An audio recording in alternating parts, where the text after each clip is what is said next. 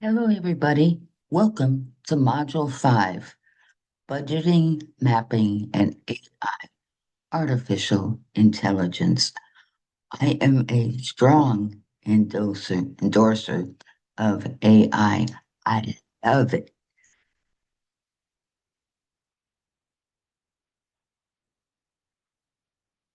Overview and activities.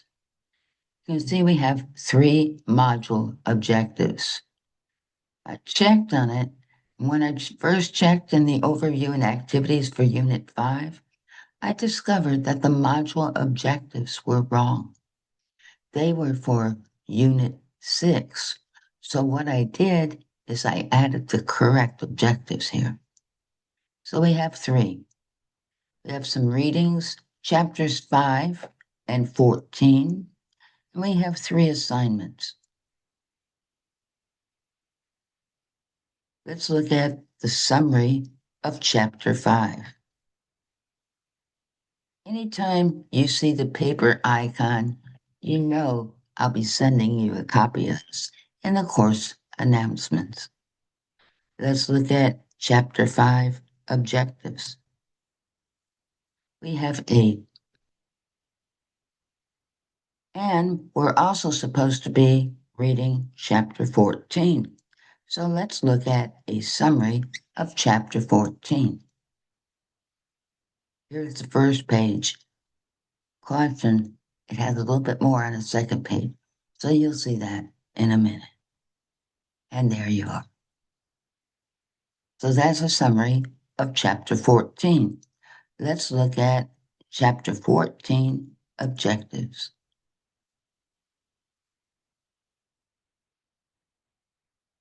Moving on to the module objectives. We have 3 module objectives in Module 5. We'll discuss each one of those.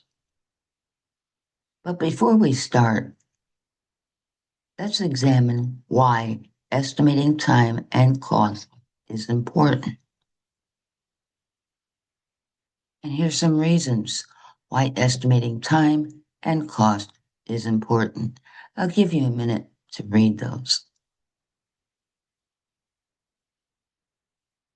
Okay, now we're going to look at methods for estimating project times and costs.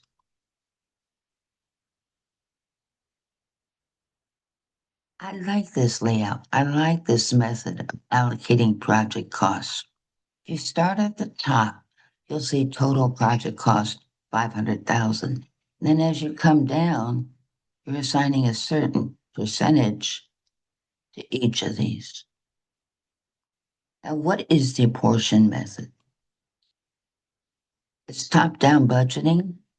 It distributes total project costs based on historical ratios. It uses historical data. And it's often used when similar past project data is available. The apportion method uses percentages to divide the overall budget across major tasks based on historical data or industry norms. It is effective during late project planning. Moving to the WBS. We've been working on this throughout our class. We have 5 phases, and you can see them here. We have approximately $2 million to spend on this project. Let's go look at a simple budget allocation. Now, this is simple. When you're doing your reports, I expect a lot more than this. But this is designed to help you start thinking. Let's look at the advantages of the apportion method.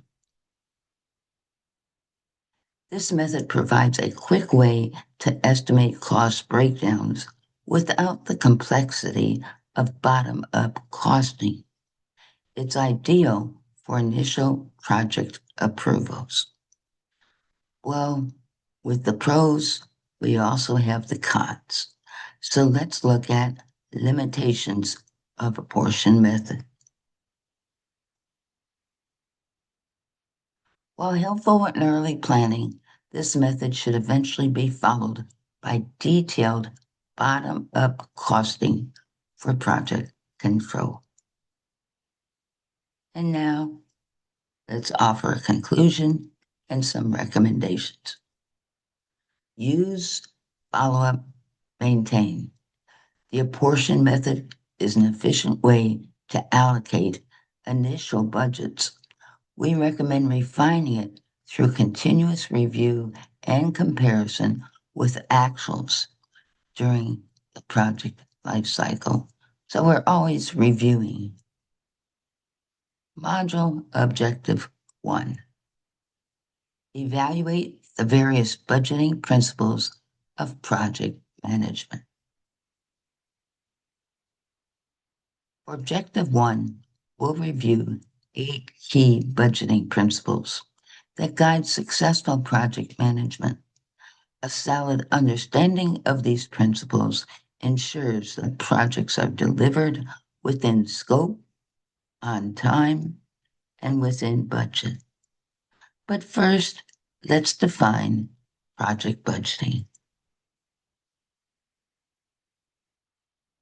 Project budgeting involves estimating costs, allocating resources, and managing expenditures throughout the project lifecycle. It's essential to align the budget with the project's scope and schedule to avoid overruns. And here comes the nasty word, scope creep. Let's look at Principle 1, time-phased budget.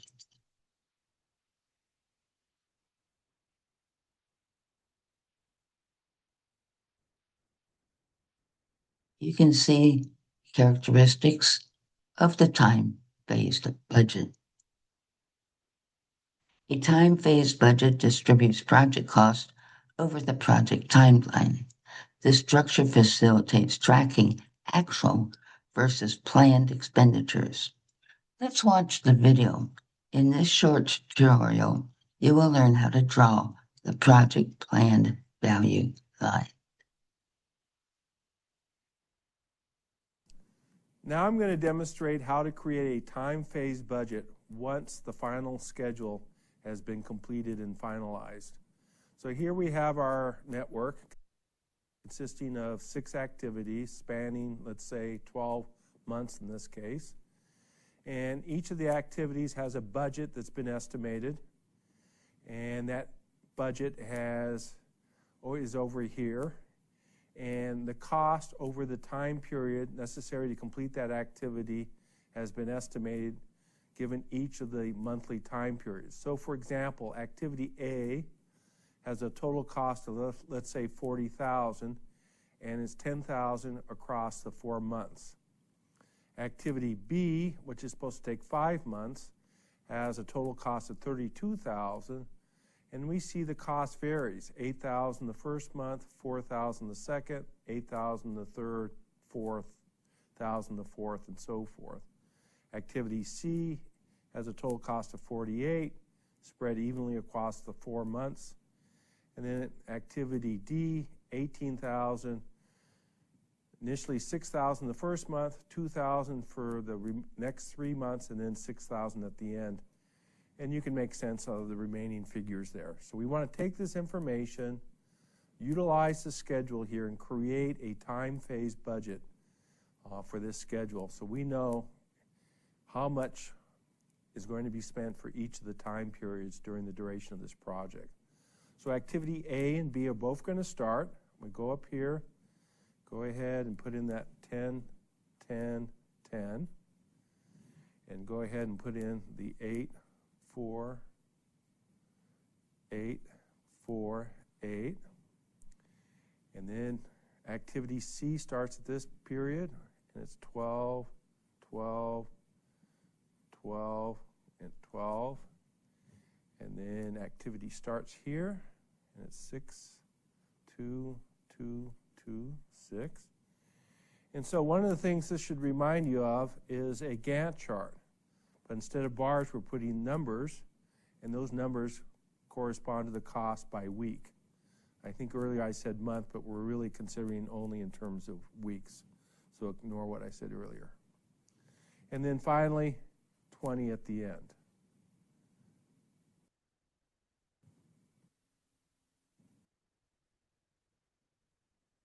So here's our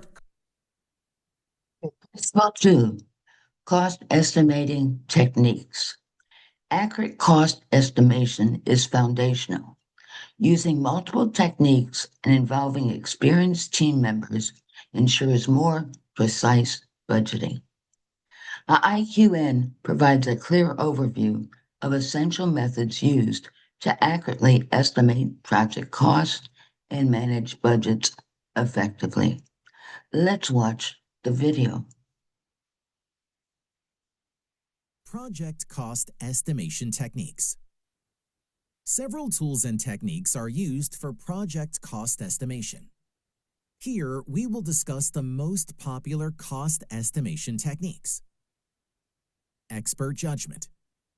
Expert judgment is one of the most quick and easy techniques for cost estimation. It is mostly used when there are no readily available data about project costs.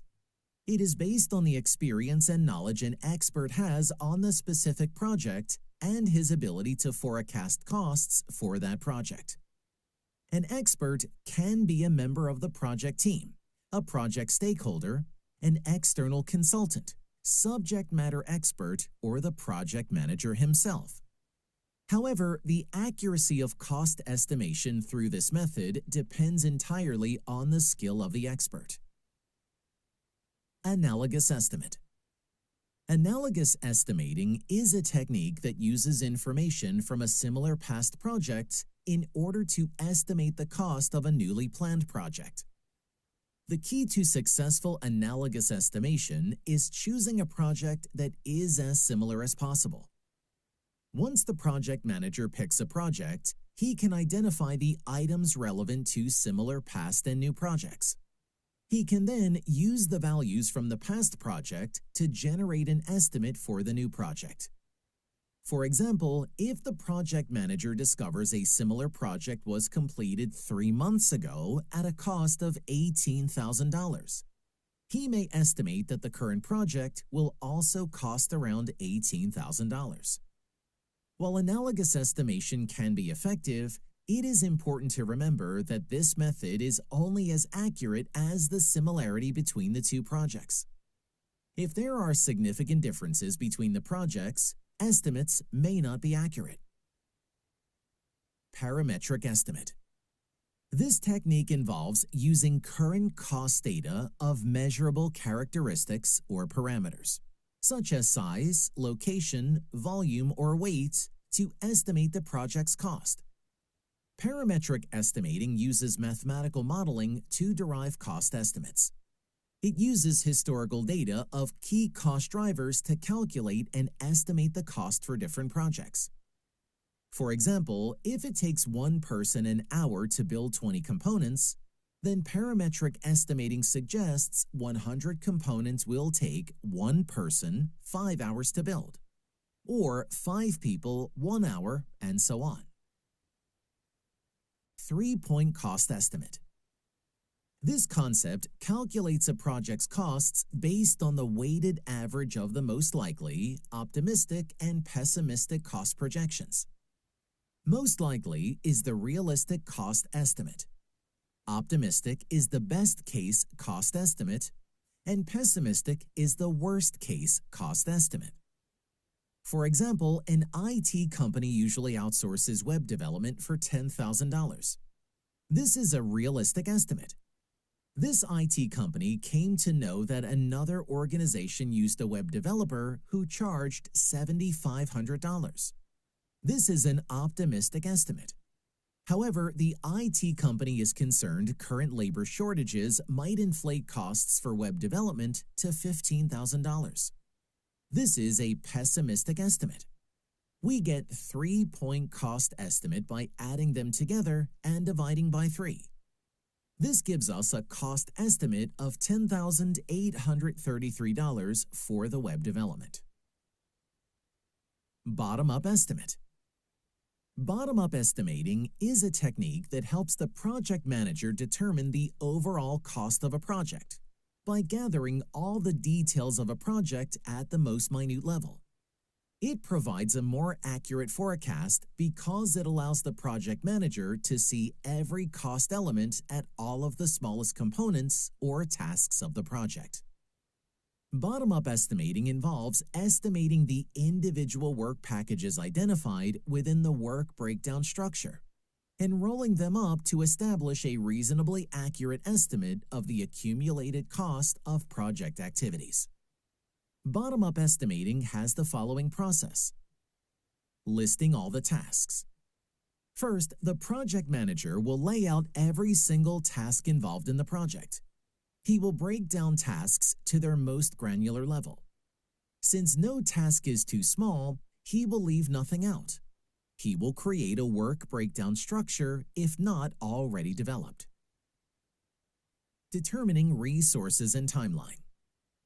Next, the project manager will lay out the exact resources and timeline of the project. He will determine the number of people and skill sets required to execute each task and identify the needed resources. Delegating to the team.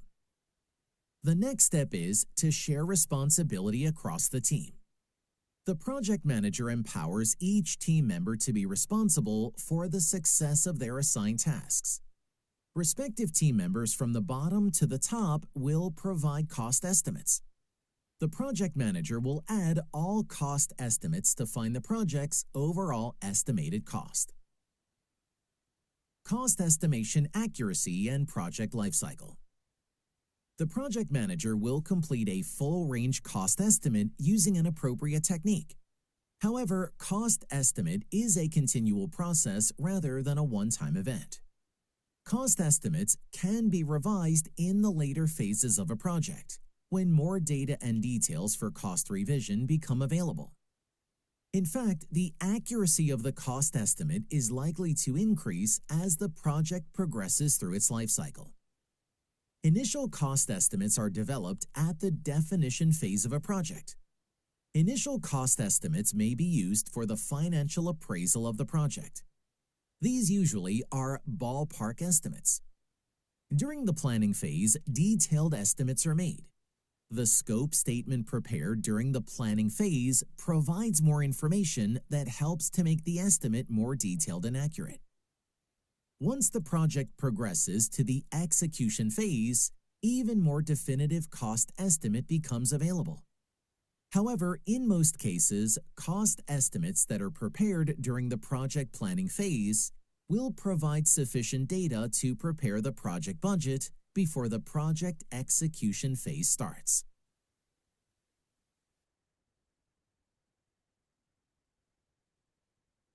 Let's move to Principle 3, Baseline Budgeting.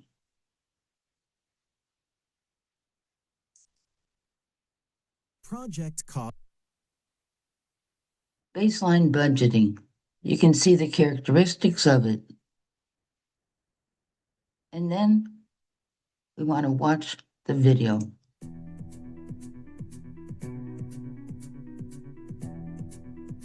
What is baseline budget in project management?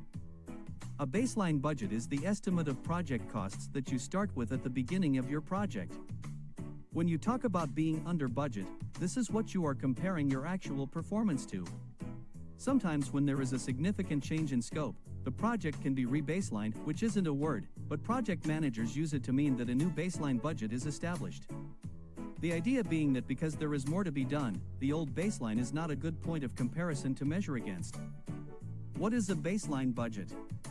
The term baseline budget is widely used business, contract management, accounting, and project management to refer similar but different concepts. In contract management, it refers to the amount of the authorized cost of the contract and the estimated cost of the non-priced work. In business and accounting, baseline budgeting uses current spending levels as the baseline to prepare the budget of the upcoming fiscal year. In project management, baseline budget is an essential time-phased plan which includes the estimate of projects' direct and indirect costs. It includes the required reference points that can be used in performance analysis. What is the importance of a baseline budget in project management? One of the biggest challenges that a project manager must overcome is making proper estimations to create a baseline. If the estimations are not properly made, targets will not be clear. In other words, baselines create reference points showing short-term and long-term objectives of a project. A baseline budget may include a cost breakdown structure, unit price analysis, overhead costs, and cash flow. It can be prepared at any detail level based on the project's size and requirements. Once a detailed baseline schedule is created and approved, cash flow and time-phased plans of the baseline budget is created. While creating a baseline budget, scope of work, work breakdown structure, indirect costs, project duration, and risks must be taken into consideration. Labor, material, subcontractor, and machinery costs are grouped under the direct costs. Running costs, insurance, depreciation, administration, security costs, staff salaries are grouped under indirect costs. In addition to that, management and contingency reserves should be added to the budget in order to manage risks. All the cost elements must be listed with a proper detail level in order to create a proper budget. It will be better if you could calculate the cost of all items and tasks separately. For example, if you need various materials to perform just one task, you must budget each material separately. Changing the baseline. Baselines should only be changed when there is a change in scope and/or the organization needs a re-baseline. As the project progresses, the project scope changes based on the technical requirements or the client's needs. Once the scope changes, cost items should be calculated according to the new conditions. New material, equipment, subcontractor, and running costs may be added to the budget. In the same way, if the scope is reduced, some of the costs are removed from the budget. During the execution of the project, one or more tasks may have been underestimated or a significant difference between the planned and the actual figures may have been identified. In that case, the organization and the project management team needs a re-baseline. Budget tracking. Once you Okay, and we've just learned that a baseline budget sets the expected cost performance over time. It's a benchmark for assessing project health and identifying deviations. The budget baseline is the official version of the budget against which performance is measured. It reflects the project's planned expenditures over time and is essential for earned value management, or VM. Let's look at our next principle, contingency reserves.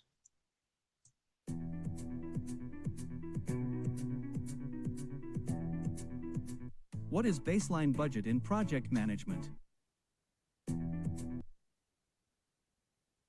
Trying to move to the next, there we go.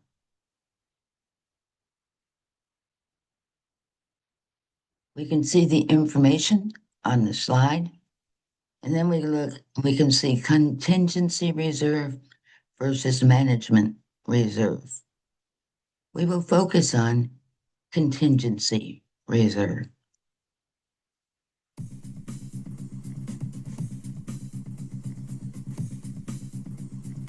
Contingency reserve versus management reserve.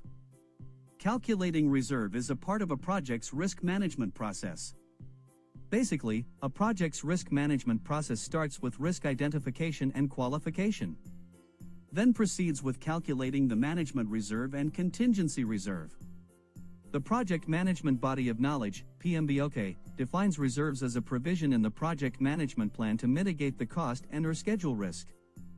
Contingency reserve. Contingency reserve is a fund added to the cost baseline against identified risks.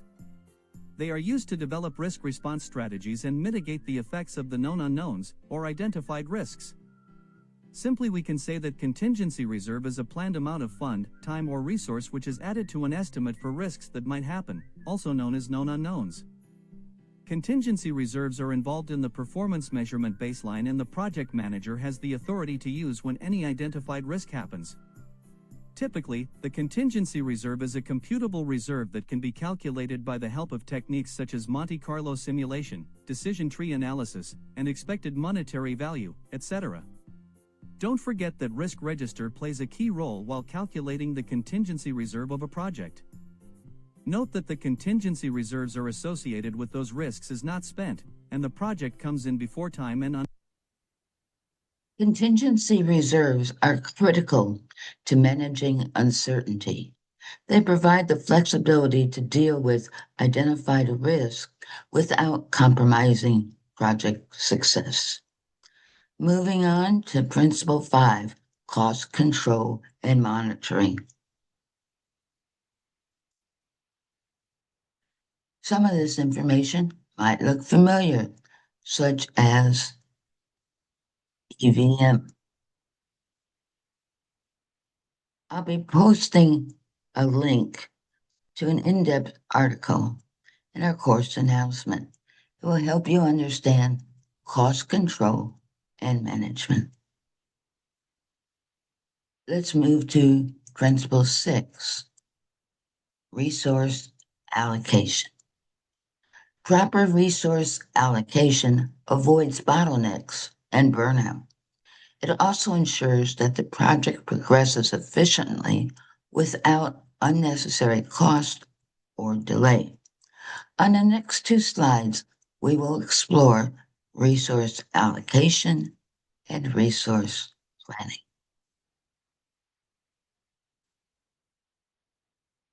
This is an interesting site. I will post a link to the site in a course announcement. I encourage you to explore the site. The main topics are what resource allocation is, steps in resource allocation, types of resources, challenges in resource allocation, and best practices to overcome the challenges. Resource planning for projects.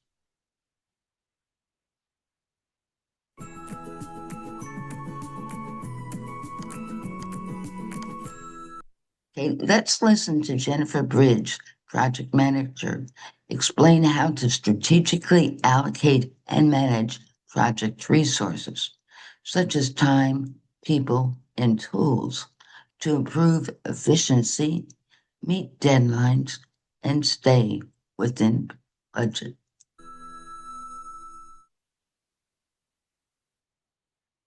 Today we're talking about resource planning for projects, a guide. Sometimes when I'm working with people during their planning process, there's some people who think of resources as only the people resources. And then similarly, but on the other extreme, there's some people who think of resources as only equipment, maybe hardware, software, or some type of tool. So resource planning is so important. I want to take time today to explain what it really is and provide some best practices along with 3 simple steps to get you going on how to. So first of all, let's look at what resource planning really is. It's really a process that you go through to identify the resources required to deliver your specific project. It's also done at a task level of your plan, because at the task level, that's where you do have people completing that task, and you may need some other resources for that specific task. So resources can include things like equipment, again, hardware, software, other tools. It can be finance. So on some projects, you may be financing the project, so that's another resource that has to be considered. And then there's the personnel, as some people call it, and it's your people resources. There are others, but I want to use these as examples. So the best practices is plan advance of your project start date so you ensure that you have these resources on hand. You also want to get input from your team when you're planning, just to make sure you haven't overlooked something, maybe so you don't overlook different types of people that you need on the project or any other type of equipment or other needs. You also want to reference your industry standards to ensure that you're meeting all the requirements for your industry. You also want to continue updating this throughout your project. Some projects can span a couple of years, and in that period of time, some standards or requirements may change. You also, again, want to be sure to do this at a task level. Here's also, you want to create a guide or a set of standards for your project. And then also here, I think this is an important one for me, is use your project management software so you can have all this planning in one place. So here is a guide on how to do your resource planning. I like to break it down in 3 high-level steps. And there's some other whiteboard sessions that take these into further detail, but I want to focus on these 3 to get you going. So first of all, step 1 is to identify what resources are required. So let's focus on equipment and people resources because those are the common ones on most projects. So equipment, hardware, software, tools. What kind of requirements do they have? Are there any specific versions you need to ensure that you're on? Are there any standards that you need to meet for your industry? Also consider, are you going to purchase these? Are you going to lease them? And what specific terms may you need for that? Also consider your people or your personnel. What specific roles do you need for your project? Do you need certain experience, skills, expertise, even certifications? In some type of work, specifically in government work, you may need some type of security clearance. Also consider, are these going to be employees that you already have, or are you going to contract them directly with you or use a third party? Step 2 is determine when you need them. So determine if you need these resources only during the pre-project planning phase, or do you need them just for a specific time frame? And there's some resources that you just need through the entire project. And then there's some resources, like a SWAT team, you only need maybe during a crisis situation, but you want to be sure that you planned ahead and that they're available when you need them. And then step 3 is negotiate where and how you get them. So again, determine if they're internal resources or external, or you're going to use a third party to get them. In some cases, you may have to do a request for proposal or a bid. A lot of government type work requires that. So this is a clarification about what resource planning is, a few best practices, and 3 simple steps that can get you going. And if you need a tool that can help you with your resource planning, then sign up for our software now at projectmanager.com. Let's look at Principle 7, stakeholder involvement. Engaging stakeholders throughout the budgeting process builds trust and ensures their priorities are reflected.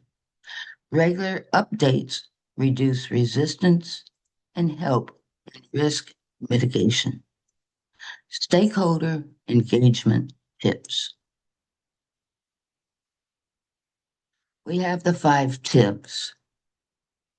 And Mike Clayton offers 5 tips for project managers to encourage stakeholder engagement. We'll listen to his brief introduction. I will post the video in a course announcement. There's no doubt in my mind that it's your stakeholders who will determine the success or the failure of your project. And I call it my first rule of stakeholder engagement. For me, communication, and in particular communication with your stakeholders, is perhaps the largest single part of project management. So in this video, I want to share with you my 5 tips for good stakeholder engagement.